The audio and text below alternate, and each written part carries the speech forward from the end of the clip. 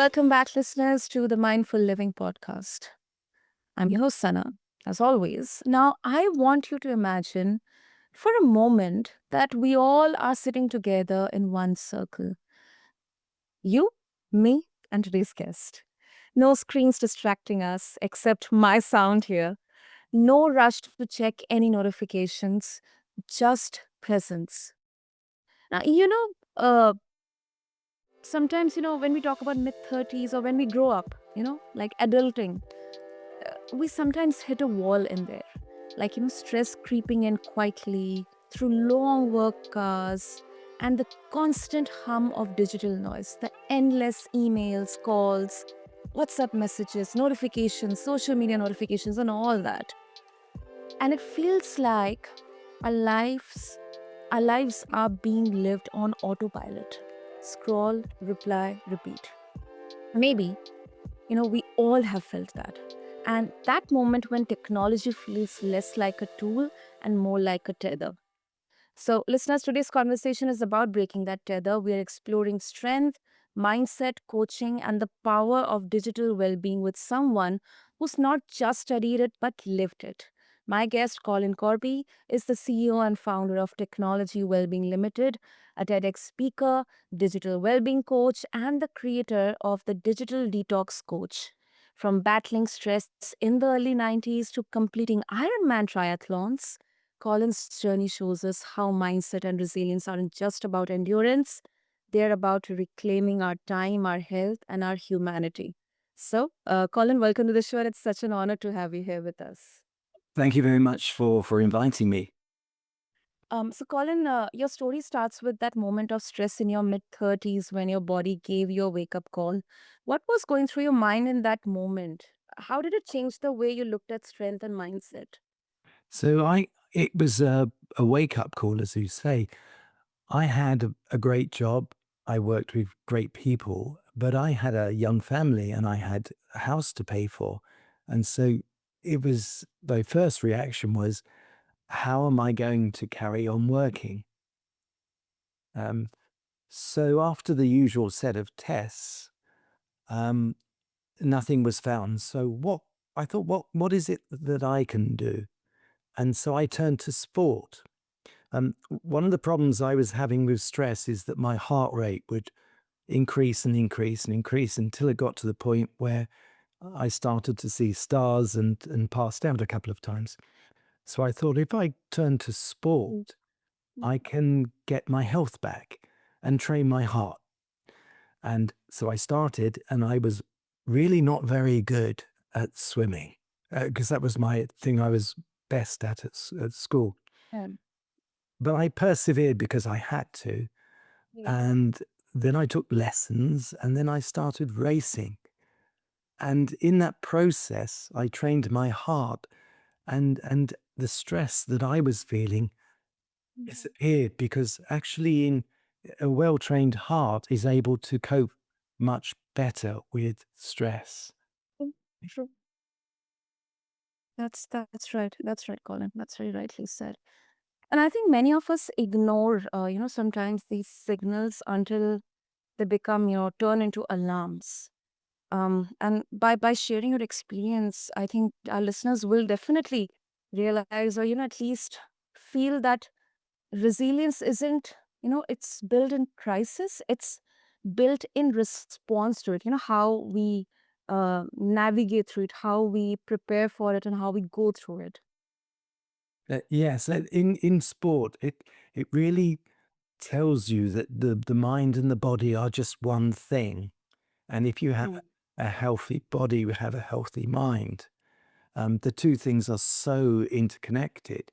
And it was during doing sport and racing and then starting to do triathlon that started to realize the way that we think and we talk to ourselves changes what we're able to do. Because, to be fair, an Ironman is a really extreme sport and very silly, long distances. But with the right mindset and the right training, you can do those sorts of things. And it fascinated me, the whole psychology of the mind and the mindset. That's true. That's true.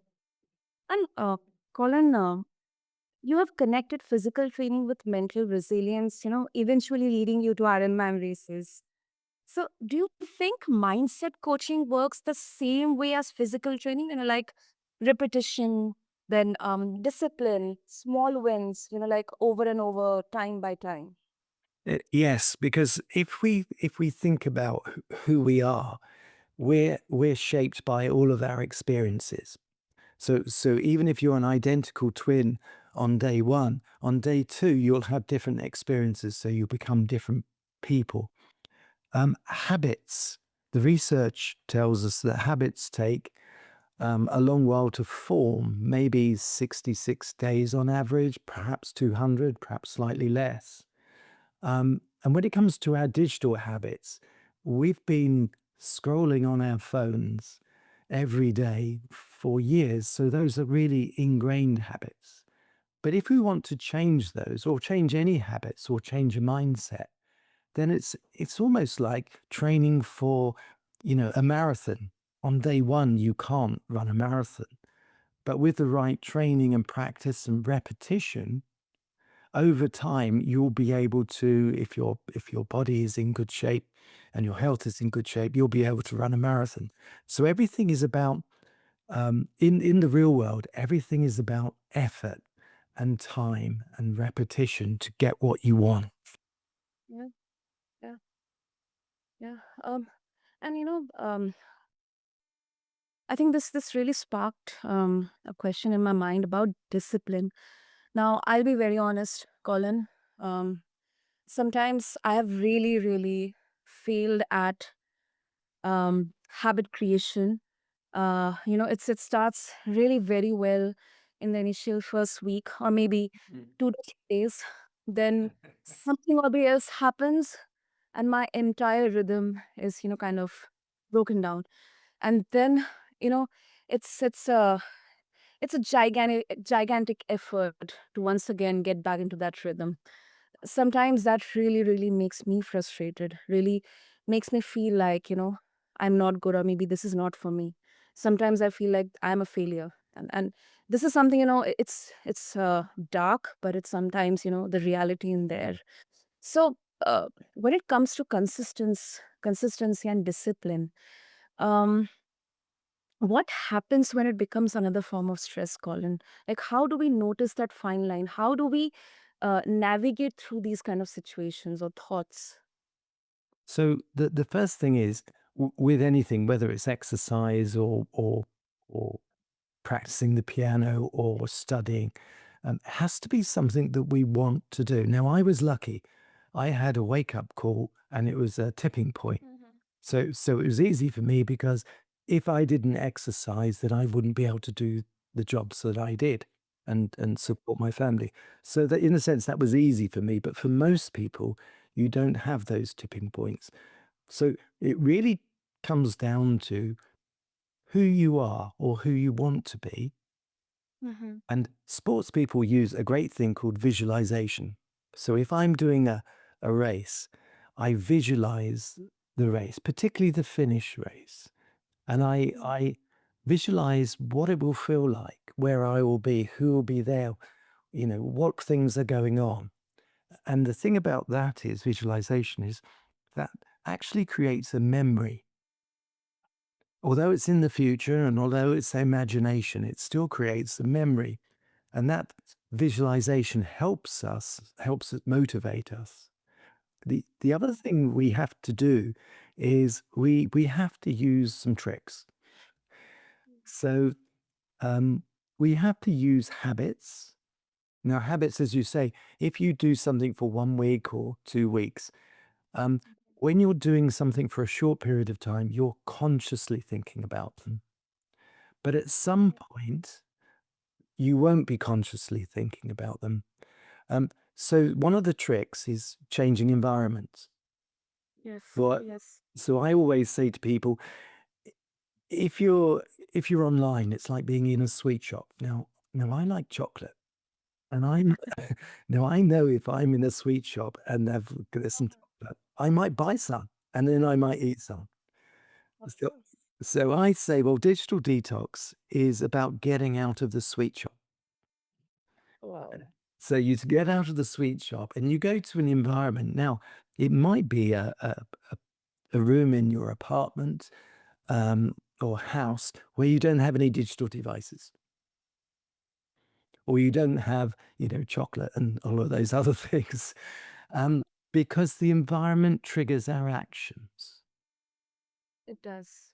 And it's very hard. Willpower is, we all have willpower, but when we're tired, it's very hard to have willpower. So it's much easier to change the environment so that the habits aren't triggered. And there's lots of research about changing environments is one of the best ways of not triggering certain habits. That is true. That is true, Colin. That is true. I must say that whenever I visit my parents, it's a different me altogether. Yes. I do not even look at my phone. I, yeah, of course, for the podcasting, I have to, but the the consumption time drastically gets reduced. And it's initially hard for a couple of days. I feel like, there's a bit of brain fog. Um, I feel like a bit alienated or, kind of confused, bewildered. But then gradually, I don't know how it happens, but I kind of become synced with my surroundings, whatever is there. I kind of get blended in with the schedule my parents follow, and it's a drastic effect in there. I really feel really elated and really light. So yeah, I agree Yeah, with you on and this. because if you're with your friends, for example, you're in that environment, but your friends are looking at their um, smartphones, then that's likely to trigger you looking at your smartphone. So if you can, and the same with if you're trying to do exercise, if you can do a digital detox or an exercise with somebody else, then that other person really holds you to account. So if you agree with all your friends, when we go out, we'll be fully present together. We'll enjoy each other's company. We'll listen to what each other is saying. We'll feel what the other person feels. And you don't have your smartphones, then that then creates an environment where you won't be triggered to use your smartphones. Very much like when you go to your parents. True, true, absolutely. And that's the power of community and people. And I think this is so crucial um at this point of time, when it's kind of a grim reality in there that loneliness is gradually becoming a kind of pandemic in there, not only for the West or for a specific culture, but across the globe. Yes, there was a report, I think it was last year, by the US Surgeon General, and it was he mentioned the loneliness epidemic, particularly in the United States. And the power of technology, we have to live and work with technology. That's a given. But it's a question of sustainabilities and technology and the ability to communicate, particularly during the COVID crisis. Being able to have video calls with other people was a lifesaver. So absolutely fantastic.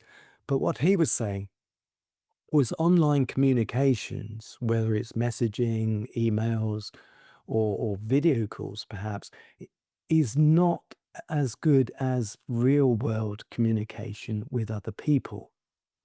And it shouldn't replace it, because as social animals, we're accustomed to being in groups of people, in societies, and that makes us feel safe because we're not alone. And being safe reduces stress. If we're by ourselves as social animals, that in itself will make us stressed. True, true.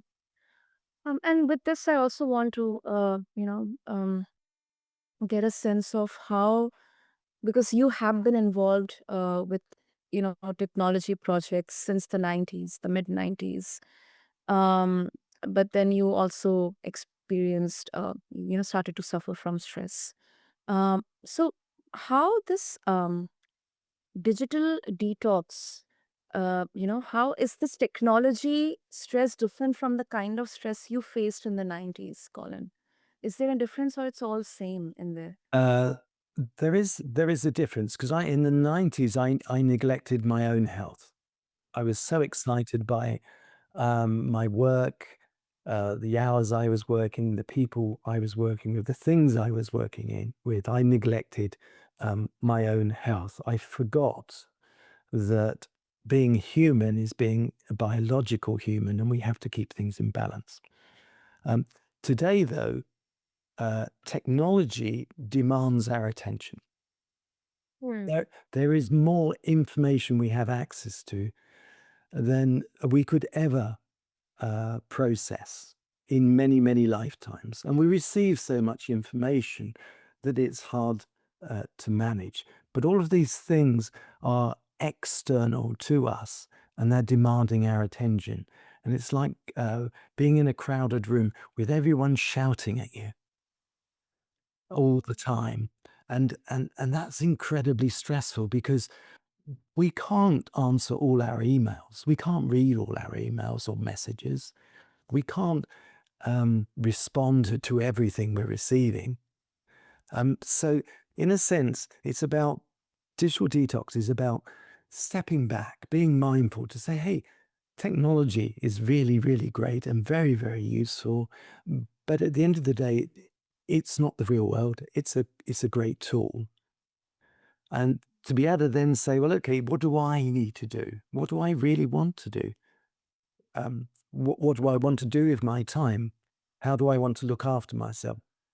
For professionals, I use the analogy with sport by saying, well, really, if you're in a profession, you really want to be a business endurance athlete. And what that means is our careers may span um, tens of years, and we might have many different jobs.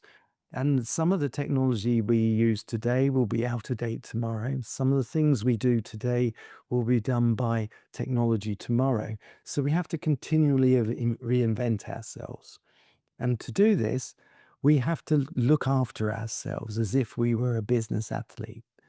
And it's that balance and being able to be resilient to change, but also embrace change, embrace challenges, embrace being coached, being mentored. Um, so everything we think about being an athlete, getting enough sleep, eating the right diet, those sorts of things. If we want to be our best in our professions and our businesses, then we have to look after ourselves. If you ask someone, do you go to work not wanting to be your best or not wanting to do well? They'll say, well, of course not. But then we say, well, did you get a good night's sleep last night? Did you have breakfast? Have you been glued to your phone? And they said, well, yeah, I've done all of those things. So I try and get there around a mindset change to say, actually, each one of us is a biological animal, but we're really athletes. We're endurance athletes.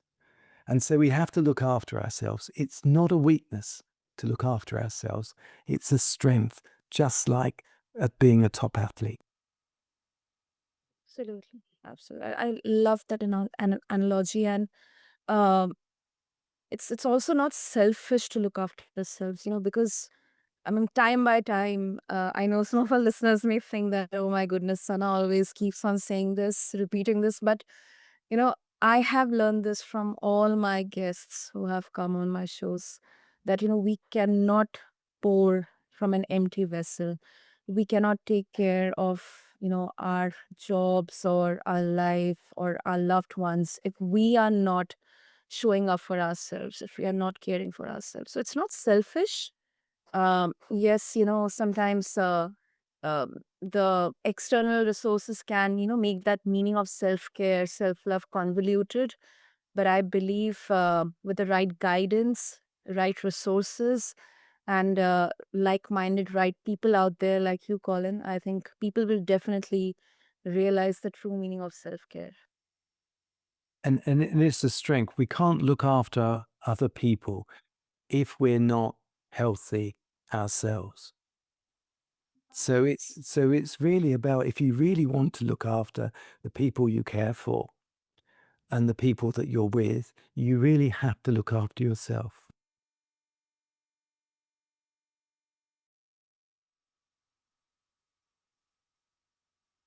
Yeah, that's true. That's true. And Colin, let's focus on coaching now. Coaching often focuses on helping people optimize performance, but when it comes to digital well-being, um, I'm really curious to know, is optimization the goal, or is it actually slowing down, being less efficient? Because sometimes people may feel that, okay, I'm if I'm guided to slow down, then I may lose out on all the opportunities that I have, because the world really rewards the people who can catch up with the dynamics in there. I I think one of the interesting things is that it's counterintuitive. So this idea of slowing down is often related to, well, you're not being as productive, you're not keeping up. But actually, slowing down means that you're actually being more productive with whatever you're trying to do.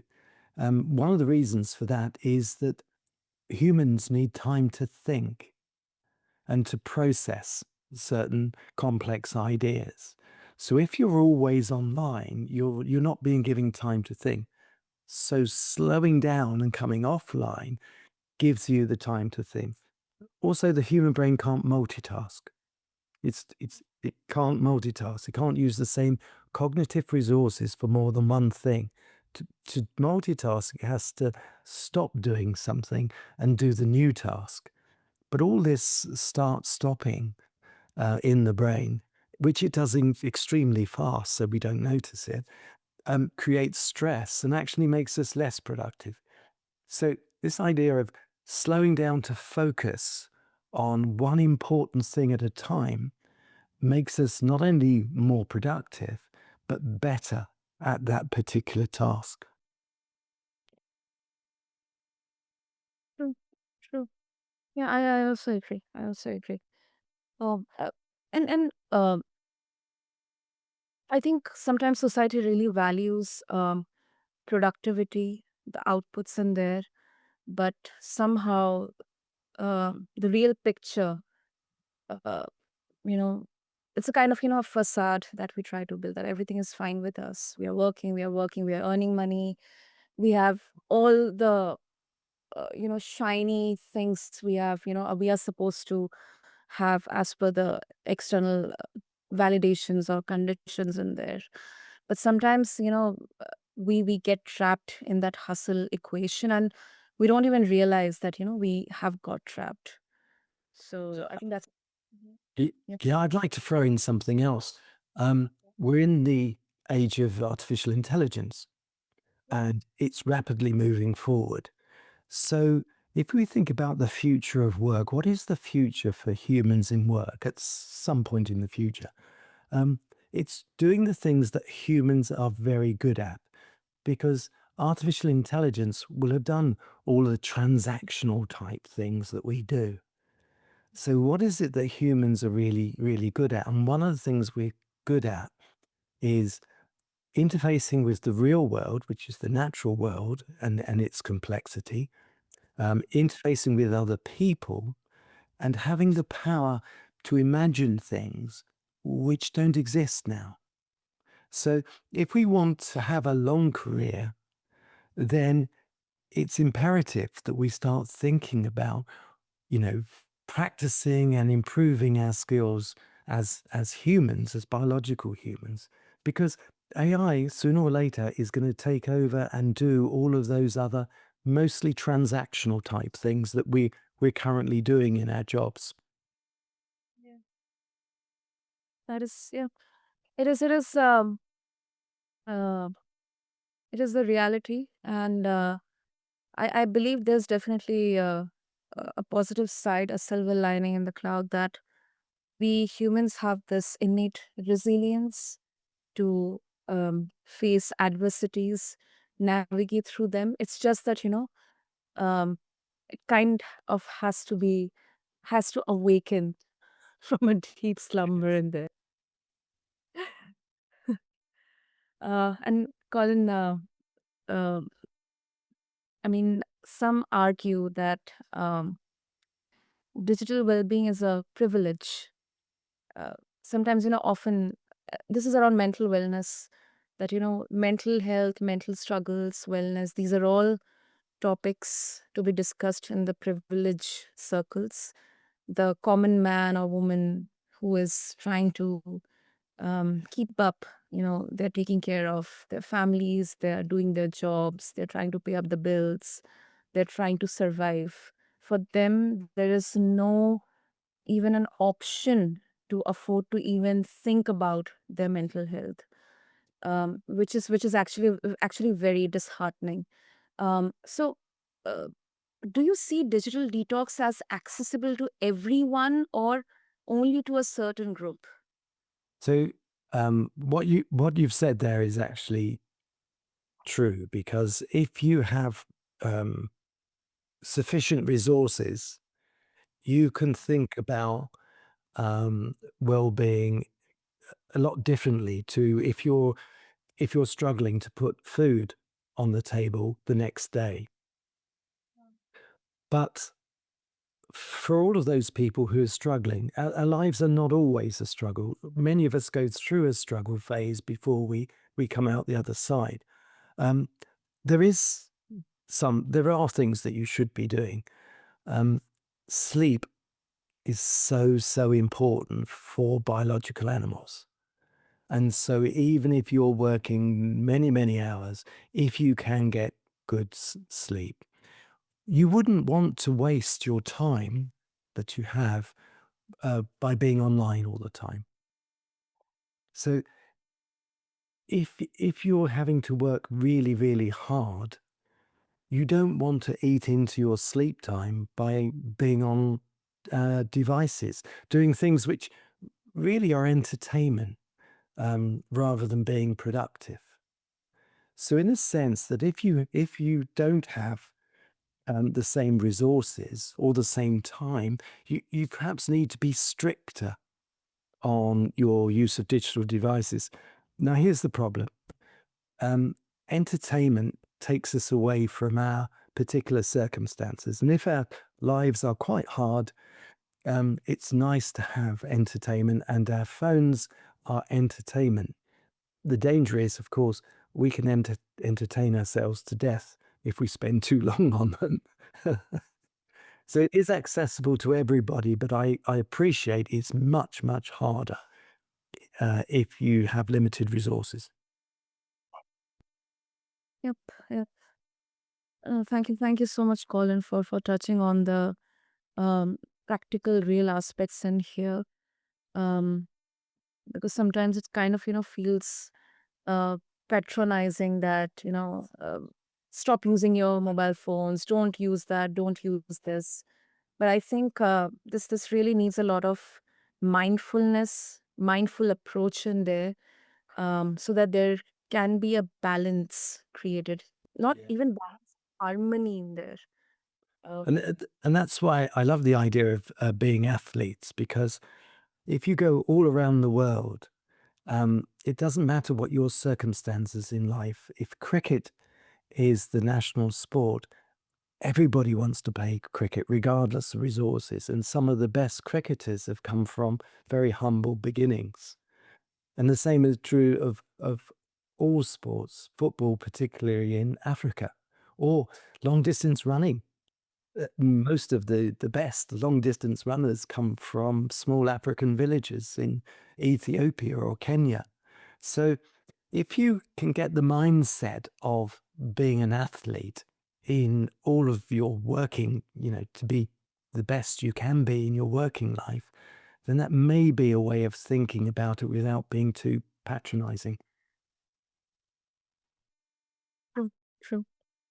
I couldn't agree more with you, Colin. And finally, yeah, this is a ritual on my show that if our listeners they would like to connect with you, um, and get an idea of the resources that you provide and explore more about the digital detox coach, what would be the best way?